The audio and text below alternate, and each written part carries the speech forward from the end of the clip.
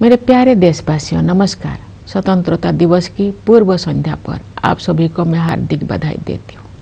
हम सभी के लिए एक गर्व की बात है कि स्वाधीनता दिवस और गणतंत्र दिवस सभी भारतीय उत्साह और उमंग के साथ मनाते हैं। ये दिवस हमें भारतीय होने के गौरव का विशेष स्मरण कराते हैं। 15 अगस्त की तारीख हमारी सामूहिक स्मृति में गहराई से अंकित है। औपनिवेशिक शासन की लंबी अवधि के दौरान देशवासियों की अनेक पीढ़ियों ने ये सपना देखा था कि एक दिन देश स्वाधीन होगा।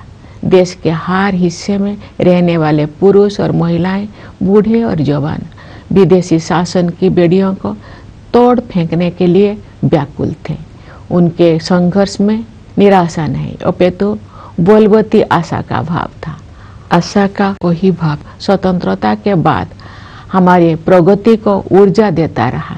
कल जब हम अपने त्रिरंगे को सलामी दे रहे होंगे तो हम उन सभी स्वाधीनता सेनानियों को भी श्रद्धांजलि अर्पित करेंगे जिनके बलिदान के बल पर 78 साल पहले 15 अगस्त के दिन भारत ने स्वाधीनता हासिल की थी। अपनी स्वाधीनता का पुनः प्राप्त करने के बाद हम एक ऐसे लोकतंत्र के मार्ग पर आगे बढ़े जिसमें सभी वयस्कों को मतदान का अधिकार था। दूसरे शब्दों में कहे तो हम भारत के लोगों ने अपने नियति को स्वरूप देने का अधिकार स्वयं को अर्पित किया। अनेक लोकतांत्रिक व्यवस्थाओं में जेंडर, रिलीजन तथा अन्य आधारों पर लोगों के मताधिकार पर पाबंदियां होती थी, परंतु हमने ऐसा नहीं किया। चुनौतियों के बावजूद भारत के लोगों ने लोकतंत्र को सफलतापूर्वक अपनाया। लोकतंत्र को अपनाना हमारी प्राचीन लोकतांत्रिक मूल्यों की सहज अभिव्यक्ति थी। भारत भूमि विश्व के प्राचीनतम गणराज्यों की धरती रही है। इसे लोकतंत्र की जननी कहना सर्वथा उचित है। हमारे द्वारा अपनाए गए संविधान की आधारशिला पर हमारी लोकतंत्र का भवन निर्मित हुआ है। हमने लोकतंत्र पर आधारित ऐसी संस्थाओं का निर्माण किया जिनसे लोकतांत्रिक कार्यशैली को मजबूती मिली। हमारे लिए हमारा संविधान और हमारे लोकतंत्र सर्वोपरि है। अतीत पर दृष्टिपात करते हुए हमें देश के विभाजन से हुई पीड़ा को कदापि नहीं भूलना चाहिए। आज हमने विभाजन विभीषिका स्मृति दिवस मनाया। विभाजन के कारण भयावह हिंसा देखी गई और लाखों लोग विस्थापित होने के लिए मजबूर किए गए। आज हम इतिहास की गलतियों के शिकार हुए लोगों को श्रद्धांजलि अर्पित करते हैं। प्यारे देशवासियों, हमारे संविधान में ऐसे 4 मूल्यों का उल्लेख है जो हमारे लोकतंत्र को सुदृढ़ बनाए रखने वाले 4 स्तंभ हैं। ये मूल्य है न्याय, स्वतंत्रता, समता और बंधुता। ये हमारी सभ्यता के ऐसे सिद्धांत हैं जिन्हें हमने स्वाधीनता संग्राम के दौरान पुनः जीवंत बनाया है। मेरा मानना है कि इन सभी मूल्यों के मूल में व्यक्ति की गरिमा की अवधारणा विद्यमान है। प्रत्येक व्यक्ति समान है और सभी को ये अधिकार है कि उनके साथ गरिमापूर्ण व्यवहार हो। स्वास्थ्य सेवाओं और शिक्षा सुविधाओं तक सभी की समान पहुंच होने चाहिए। सभी को समान अवसर मिलने चाहिए। जो लोग पारंपरिक व्यवस्था के कारण वंचित रह गए थे, उन्हें मदद की जरूरत थी। इन सिद्धांतों को सर्वोपरि रखते हुए हमने 1947 में एक नई यात्रा शुरू की। विदेशी हुकूमत की लंबी अवधि के बाद स्वाधीनता के समय भारत घोर गरीबी से जूझ रहा था, लेकिन तब से अब तक के 78 वर्षों में हमने सभी क्षेत्रों में असाधारण प्रगति की है। भारत ने आत्मनिर्भर राष्ट्र बनने के मार्ग पर काफी दूरी तय कर ली है और प्रबल आत्मविश्वास के साथ आगे बढ़ता जा रहा है। आर्थिक क्षेत्र में हमारी उपलब्धियां साफ साफ देखी जा सकती है। पिछले वित्त वर्ष में 6.5% की सकल घरेलू उत्पाद वृद्धि दर के साथ भारत दुनिया की प्रमुख अर्थव्यवस्था में सबसे तेजी से बढ़ने वाले देश है। वैश्विक अर्थव्यवस्था में व्याप्त समस्याओं के बावजूद घरेलू मांग में तेजी से वृद्धि हो रही है। मुद्रास्फीति पर नियंत्रण बना हुआ है, निर्यात बढ़ रहा है। सभी प्रमुख संकेतक अर्थव्यवस्था की मजबूत स्थिति को दर्शा रहे हैं। ये हमारे श्रमिक और किसान भाई बहनों की कड़ी मेहनत और समर्पण के साथ साथ सुविचारित सुधारों और कुशल आर्थिक प्रबंधन का भी परिणाम है। सुशासन के माध्यम से बड़ी संख्या में लोगों को गरीबी से बाहर निकाला गया है। सरकार गरीबों के लिए अनेक कल्याणकारी योजनाएं चला रही है। जो लोग गरीबी रेखा से ऊपर तो आ गए हैं लेकिन मजबूत स्थिति में नहीं है, उनको भी ऐसे योजनाओं की सुरक्षा उपलब्ध है ताकि वे फिर से गरीबी रेखा से नीचे ना चले जाएं।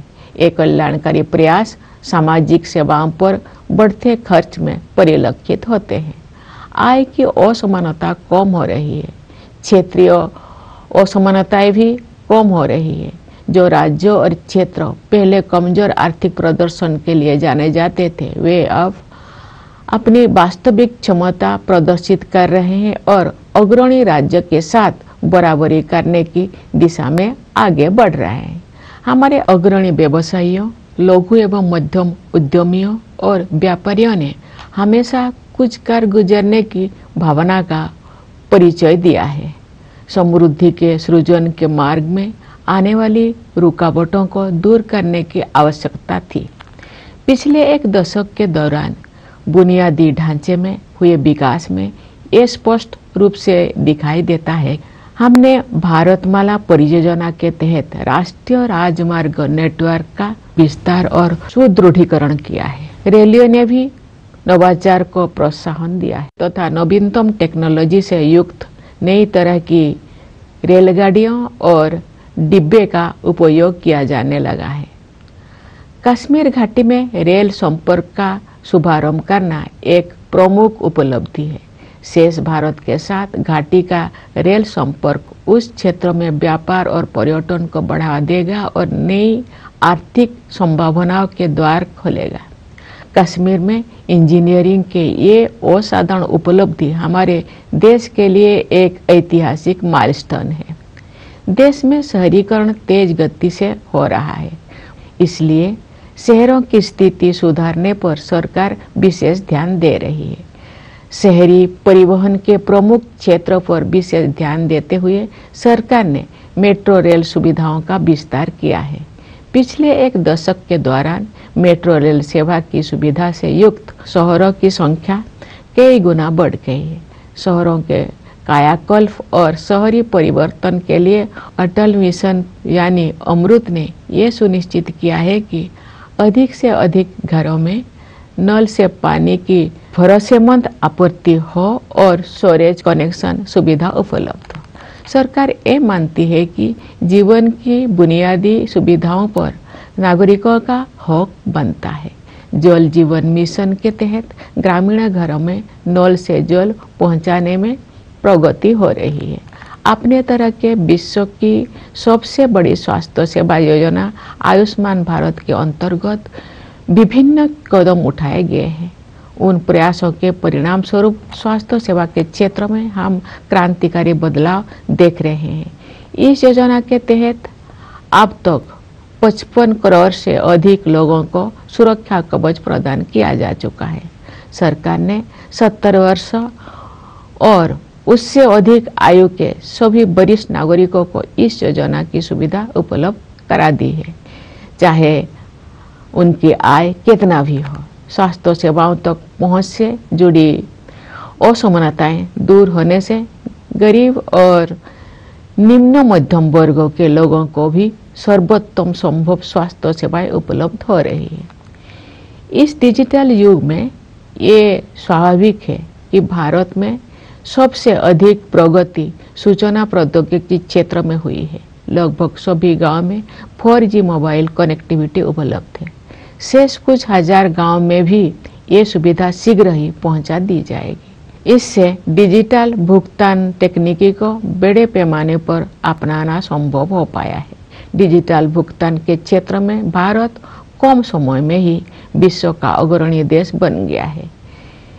इससे डायरेक्ट बेनिफिट ट्रांसफर को भी बढ़ावा मिला है तथा लक्षित लाभार्थियों तक कल्याणकारी भुगतान बिना किसी रुकावट और लीकेज के पहुंचना सुनिश्चित हो रहा है। दुनिया में होने वाले कुल डिजिटल लेन देन में से आधे से अधिक लेन देन भारत में होते हैं। ऐसे बदलाव से एक गतिमान डिजिटल अर्थव्यवस्था का निर्माण किया गया है, जिसका योगदान देश के सकल घरेलू उत्पाद में साल दर साल बढ़ रहा है। आर्टिफिशियल इंटेलिजेंस टेक्नोलॉजिकल एडवांसमेंट का अगला चरण है जो हमारे जीवन में अपना स्थान बना चुका है। सरकार ने देश के एआई क्षमताओं को मजबूत करने के लिए इंडिया एआई मिशन शुरू किया है। इस मिशन के तहत ऐसे मॉडल विकसित किए जाएंगे जो भारत की विशिष्ट आवश्यकताओं को पूरा करेंगे। हमारी आकांक्षा है कि वर्ष 2047 तक भारत एक ग्लोबल एआई हब बन जाए। इस दिशा में सामान्य लोगों के लिए तकनीकी प्रगति का सर्वोत्तम उपयोग और प्रशासन व्यवस्था में सुधार करके उनके जीवन को बेहतर बनाने पर विशेष ध्यान दिया जाएगा। जनसामान्य के जीवन को बेहतर बनाने के लिए कारोबार को आसान बनाने के साथ साथ जीवन को आसान बनाने पर भी समान बल दिया जा रहा है। विकास तभी सार्थक होता है जब हाशिए पर के लोगों तक सहायता पहुंचे और उनके लिए नए अवसर उपलब्ध हो। इसके अलावा हम हर संभव क्षेत्रों में अपनी आत्मनिर्भरता बढ़ा रहे हैं। इससे हमारा आत्मविश्वास बढ़ा है और विकसित भारत बनने की हमारी यात्रा की रफ्तार तेज हुई है। पिछले सप्ताह 7 अगस्त को देश में राष्ट्रीय हथकरघा दिवस मनाया गया। इस दिवस को मनाने का उद्देश्य हमारे बुनकरों और उनके उत्पादों का सम्मान करना है। हमारे स्वाधीनता संग्राम के दौरान 1905 में शुरू किए गए स्वदेशी आंदोलन की स्मृति में वर्ष 2015 से ये दिवस हर साल मनाया जाता है। महात्मा गांधी ने भारतीय कारीगरों और शिल्पकारों के खून पसीनों से निर्मित और उनके अतुलनीय कौशल से युक्त उत्पादों को बढ़ावा देने के लिए स्वदेशी की भावना को और मजबूत किया था। स्वदेशी का विचार मेक इन इंडिया और आत्मनिर्भर भारत अभियान जैसे राष्ट्रीय प्रयासों को प्रेरित करता रहा है। हम सबको ये संकल्प लेना है कि हम अपने देश में बने उत्पादों को खरीदेंगे और उनका उपयोग करेंगे। प्यारे देशवासियों, सामाजिक क्षेत्र में किए गए प्रयासों से संवर्धित समग्र आर्थिक विकास के बल पर भारत 2047 तक एक विकसित अर्थव्यवस्था बनने के मार्ग पर अग्रसर है। मैं समझती हूँ कि अमृत काल के इस दौर में आगे बढ़ते जाने की राष्ट्रीय यात्रा में सभी देशवासी यथाशक्ति अपना सर्वाधिक योगदान देंगे। मेरा मानना है कि समाज के 3 ऐसे वर्ग है जो हमें प्रगति के इस मार्ग पर आगे बढ़ाएंगे। ये 3 वर्ग है हमारे युवा, महिलाएं और वे समुदाय जो लंबे समय से हाशिए पर रहे हैं। अंततः हमारे युवाओं को अपने सपनों को साकार करने के लिए अनुकूल परिस्थितियां मिल गई है। राष्ट्रीय शिक्षा नीति के माध्यम से दूरगामी बदलाव किए गए हैं। शिक्षा को जीवन मूल्य से तथा कौशल को परंपरा के साथ जोड़ा गया है। रोजगार के अवसर तेजी से बढ़ रहे हैं। उद्यमिता की आकांक्षा रखने वाले लोगों के लिए सरकार ने सर्वाधिक अनुकूल वातावरण उपलब्ध कराए हैं। युवा प्रतिभाओं की ऊर्जा से शक्ति प्राप्त करके हमारे आंतरिक कार्यक्रम का अभूतपूर्व विस्तार हुआ है। मुझे विश्वास है कि शुभांशु शुक्ला की इंटरनेशनल स्पेस स्टेशन की यात्रा ने एक पूरी पीढ़ी को ऊंचे सपने देखने की प्रेरणा दी है। ये अंतरिक्ष यात्रा भारत के आगामी मानव अंतरिक्ष उड़ान कार्यक्रम गगनयान के लिए अत्यंत सहायक सिद्ध होगी। नई आत्मविश्वास से भरपूर हमारे युवा खेल जगत में अपनी पहचान बना रहे हैं। उदाहरण के लिए शतरंज में आप भारत के युवाओं का जैसा वर्चस्व है वैसा पहले कभी नहीं था। राष्ट्रीय खेल नीति 2025 में निहित विजन के अनुरूप हम ऐसे आमूल बदलाव की परिकल्पना कर रहे हैं जिसके बल पर भारत एक वैश्विक खेल महाशक्ति के रूप में उभरेगा। हमारी बेटियां हमारे गौरव हैं। वे प्रतिरक्षा और सुरक्षा सहित हर क्षेत्र में अवरोधों को पार करके आगे बढ़ रहे हैं। खेल कूद को उत्कृष्टता, सशक्तिकरण और क्षमताओं का महत्वपूर्ण संकेतक माना जाता है। विश्व शतरंज चैंपियनशिप के लिए फीडे महिला विश्व कप का फाइनल मैच 19 वर्षों के भारत की एक बेटी और 38 वर्षों की एक भारतीय महिला के बीच खेला गया। ये उपलब्धि पीढ़ी दर पीढ़ी हमारी महिलाओं में विद्यमान विश्व स्तर की सतत उत्कृष्टता को रेखांकित करती है। रोजगार में भी जेंडर गैप कम हो रहा। नारी शक्ति बंधन अधिनियम से महिला सशक्तिकरण अब केवल एक नारा ना रहकर यथार्थ बन गया है। हमारे समाज का एक बड़ा हिस्सा अनुसूचित जाति, अनुसूचित जनजाति, पिछड़ा वर्ग और अन्य समुदायों के लोगों का है। इन समुदायों के लोग अब हाशिए पर होने का टैग हटा रहे हैं। उनकी सामाजिक और आर्थिक आकांक्षाओं को साकार करने के लिए सक्रिय प्रयासों के माध्यम से सरकार उनकी सहायता करती आ रही है। अपनी वास्तविक क्षमता को हासिल करने की दिशा में भारत अब और अधिक तेज गति से आगे बढ़ रहा है। हमारे सुधारों और नीतियों से विकास का एक प्रभावी मंच तैयार हुआ है। इस तैयारी के बल पर मैं एक ऐसे उज्जवल भविष्य को देख पा रही हूँ जहाँ हम सब अपनी सामूहिक समृद्धि और खुशहाली में उत्साहपूर्वक योगदान दे रहे होंगे। उस भविष्य की ओर हम भ्रष्टाचार के प्रति जीरो टॉलरेंस रखते हुए अनवरत सुशासन के साथ आगे बढ़ रहे हैं। इस संदर्भ में मुझे महात्मा गांधी की एक महत्वपूर्ण बात याद आ रही है।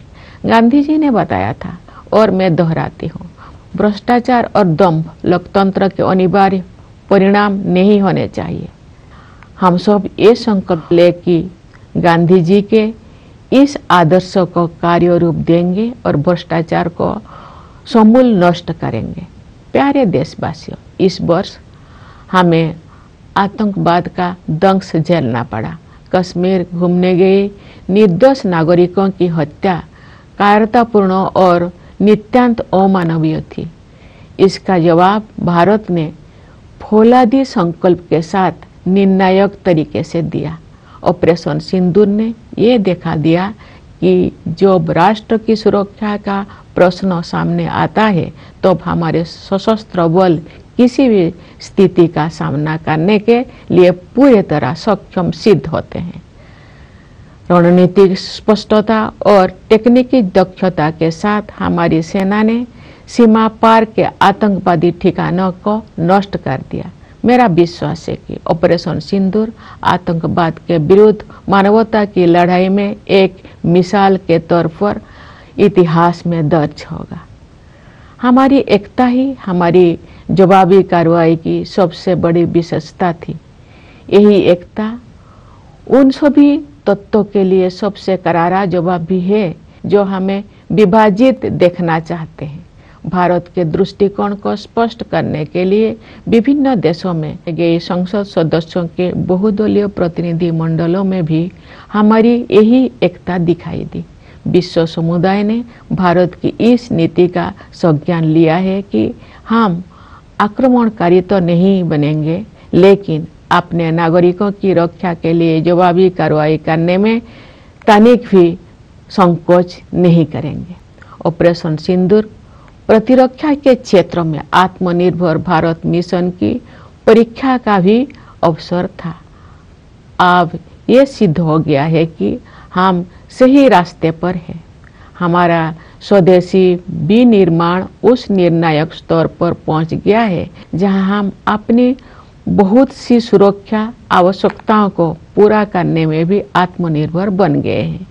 ये उपलब्धियां स्वाधीन भारत के रक्षा इतिहास में एक नए अध्याय का सूत्रपात है।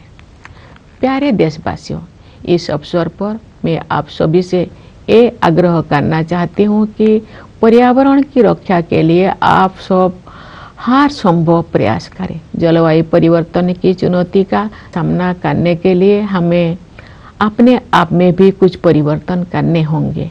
हमें अपनी आदतें और अपनी विश्व दृष्टि में बदलाव लाना होगा। हमें अपनी धरती, नदियाँ, पहाड़ों, पेड़ पौधे और जीव जंतुओं के साथ अपने संबंधों में भी परिवर्तन करना होगा। हम सब अपने योगदान से एक ऐसे पृथ्वी छोड़कर जाएं जहां जीवन अपने नैसर्गिक रूप में फलता फूलता रहे। प्यारे देशवासियों, हमारी सीमाओं की रक्षा करने वाले सैनिकों, पुलिस तथा केंद्रीय सशस्त्र पुलिस बलों की ओर मेरा ध्यान विशेष रूप से जाता है। मैं न्यायपालिका और सिविल सर्विसेज के सदस्यों को भी अपनी शुभकामनाएं व्यक्त करती हूँ। विदेशों में स्थित भारतीय दूतावासों में कार्यरत भारतीय अधिकारियों और प्रवासी भारतीयों को भी मेरी ओर से स्वाधीनता दिवस की हार्दिक शुभकामनाएं। मैं एक बार फिर आप सभी को स्वाधीनता दिवस की बधाई देती हूँ। धन्यवाद। जय हिंद, जय Bharat.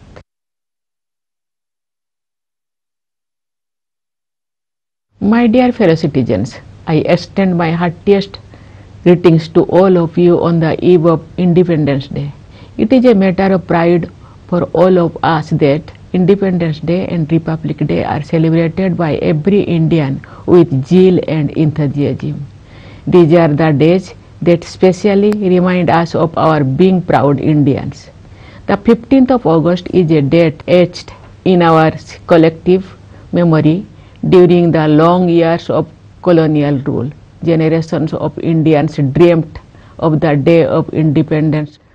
Men and women, old and young, from all parts of the country, yearned to throw away the yoke of foreign rule. Their struggle was marked by robust optimism, which has continued to propel our progress since independence too. As we salute the tricolor tomorrow, we will also be paying homage to the memory of all freedom fighters whose sacrifices won India independence on the 15th of August 78 years ago. After regaining our freedom, we also became a democracy with universal adult franchise. In other words, we the people of India put the power to shape our destiny in the hands of each of us without any restrictions of gender, religion and other factors that had barred many people from voting in other democracies. In spite of many challenges, the people of India made a successful transition to democracy. The transition was a natural reflection of our ancient democratic ethos. India had the oldest republics in the world. It is rightly acknowledged as the mother of democracy. When we adopted the Constitution, it provided the edifice of democracy. We built democratic institutions that strengthened the practice of democracy. We prize our Constitution and our democracy above everything else.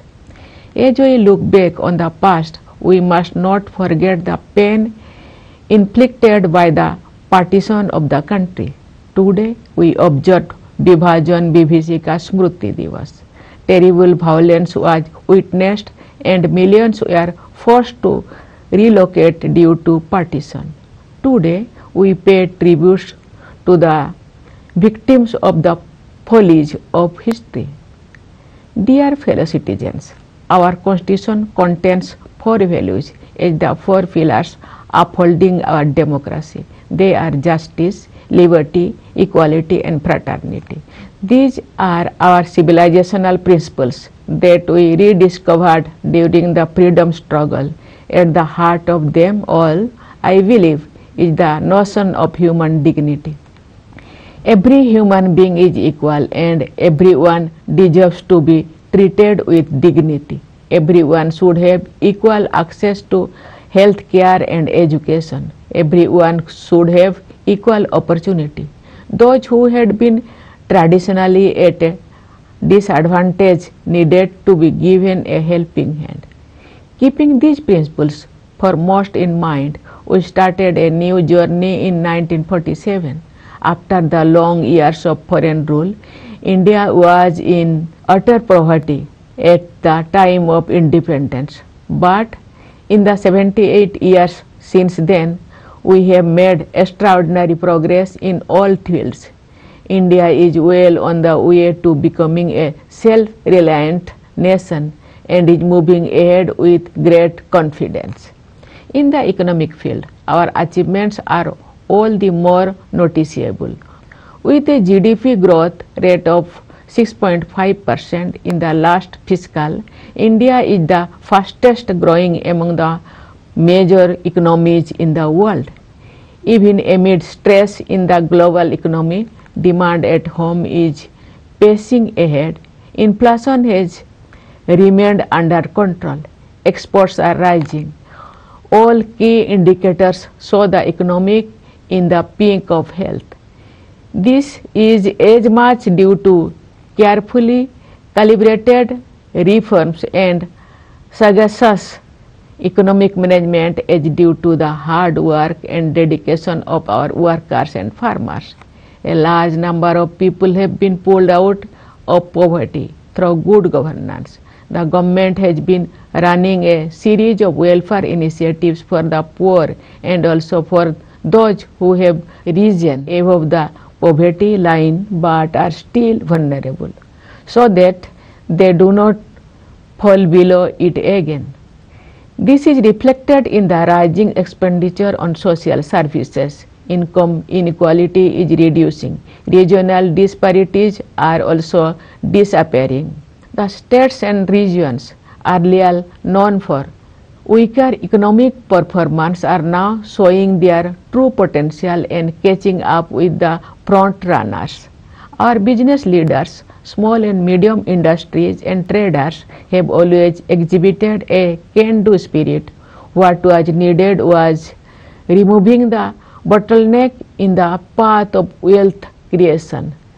That is so visible when it comes to infrastructure development over the past decade. We have expanded and strengthened the national highway network under the Bharatmala Pariyojana. The railways too have innovated, introducing new types of trains and coaches equipped with latest technologies. The inauguration of the rail link in Kashmir Valley is a major accomplishment. Rail connectivity with the valley will boost trade and tourism in the region and open new economic possibilities. This engineering marvel at Kashmir is a historic milestone for our country. The country is rapidly urbanizing, hence the government has been paying special attention to improve the conditions of the cities. Addressing the key area of urban transport, the government has expanded metro rail facilities. The number of cities with a metro rail service has gone up multifold in a decade. The Atal Mission for Rejuvenation and Urban Transformation, or AMRUT, has ensured more and more households have access to a tap with the assured supply of water and a storage connection. The government considers the basic amenities of life as rightful claims of the citizens. The Jal Jeevan Mission is making progress in providing tap water supply to rural households. In the healthcare sector, we have been witnessing a paradigm shift with a variety of initiatives under Ayushman Bharat, the largest healthcare scheme of its kind in the world. This scheme has already provided cover to more than 55 crore people. The government extended this benefit to all senior citizens of the age of 70 years and above, regardless of their income. As inequalities in access are removed, the poor and the lower middle class also benefit from the best possible healthcare facilities. In this digital age, it is apt that one sector in India that has seen the most dramatic advances is information technology. Nearly all villages have 4G mobile connectivity, and the remaining few thousands will be covered soon. This has made possible large-scale adoption of digital payment technologies, in which India has become a world leader in a short span. It has also supported direct benefit transfer, which ensures that welfare benefits reach the intended beneficiaries without glitch and leakage. More than half of the total number of digital transactions in the world take place in India. These developments have created a vibrant digital economy whose contribution to the country's GDP is increasing year on year. Artificial intelligence is the next stage of technological advancement and has already entered our lives. The government has launched the India AI mission to strengthen the country's AI capabilities. It is also helping to build AI models that answer to India's specific requirements.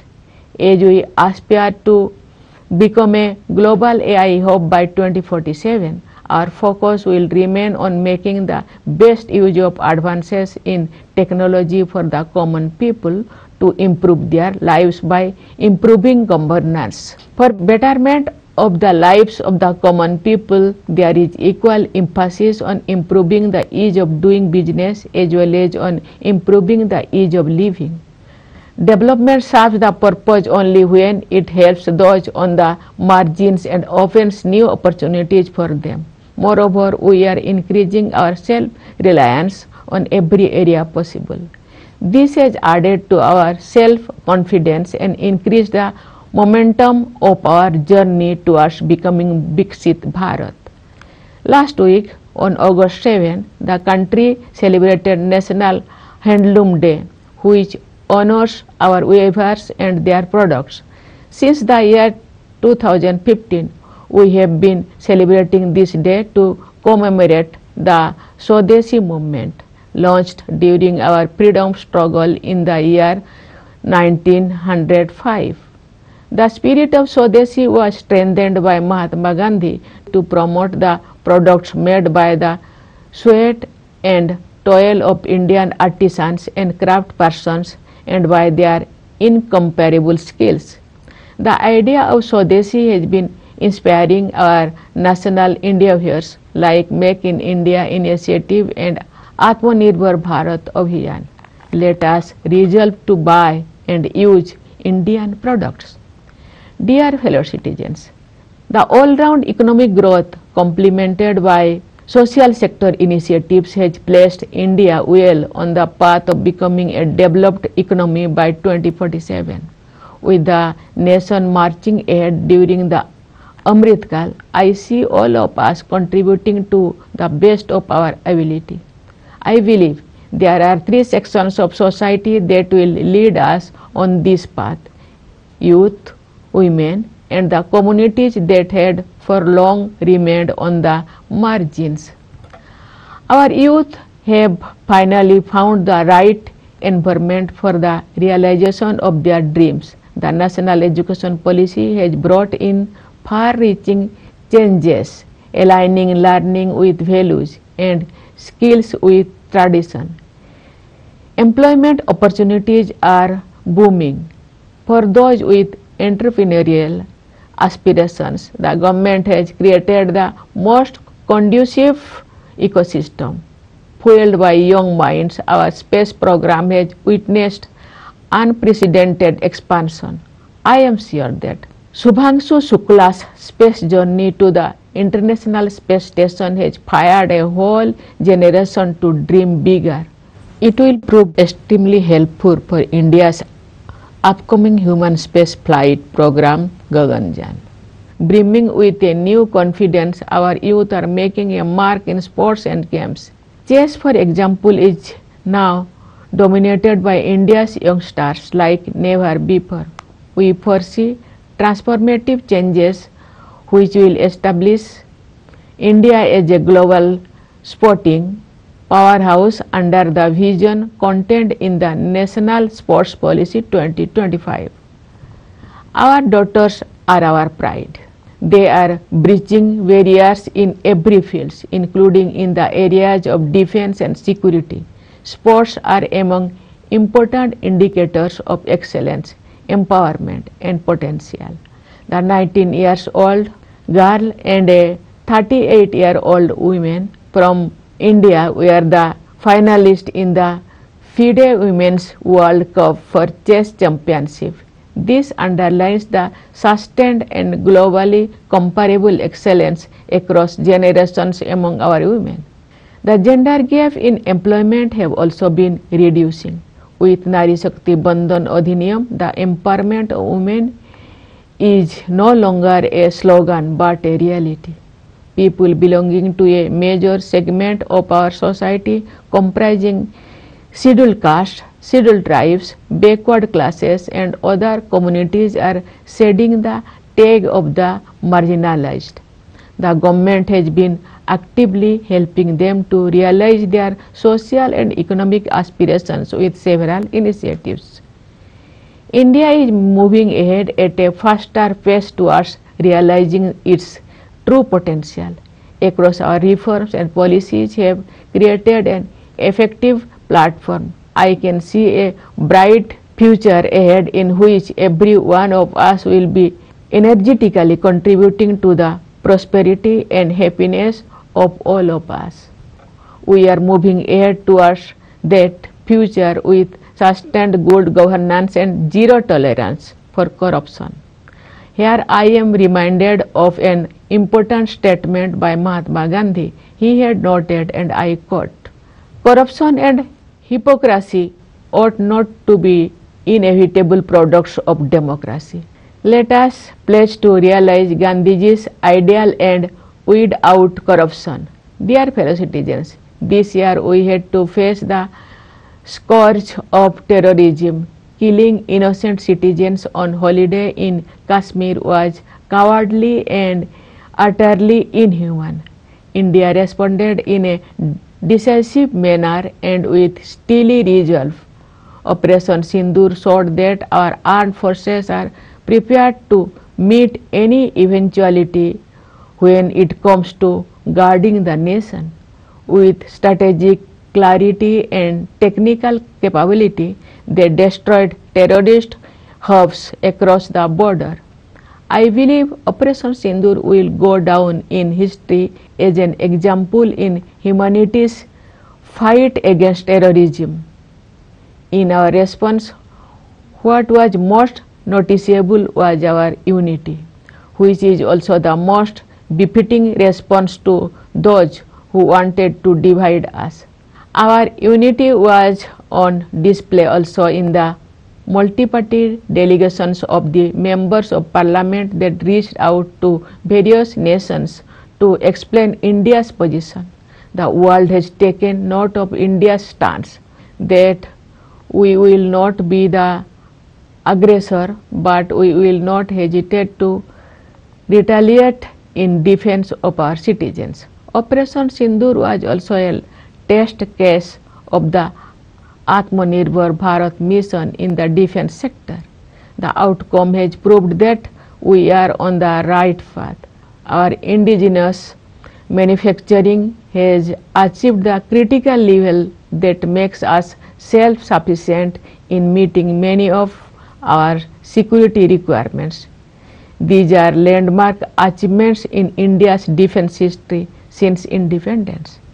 Dear fellow citizens, I would like to take this opportunity to urge all of you to do what you can to protect the environment. To respond to the challenge of climate change, we must also change. We must change our habits and our worldview. We must change our relationship with our land, rivers, mountains, and with flora and fauna. With contribution from all of us, we will leave behind a planet in which life will be flourishing in natural order. Dear fellow citizens, I have in mind specially the soldiers guarding our borders and the police as well as central armed police forces. I extend my greetings to the members of the judiciary and the civil services. My Independence Day greetings to the Indian officials in the missions abroad and also to the Indian diaspora. I once again extend my greetings for Independence Day. Thank you. Jai Hind, Jai Bharat.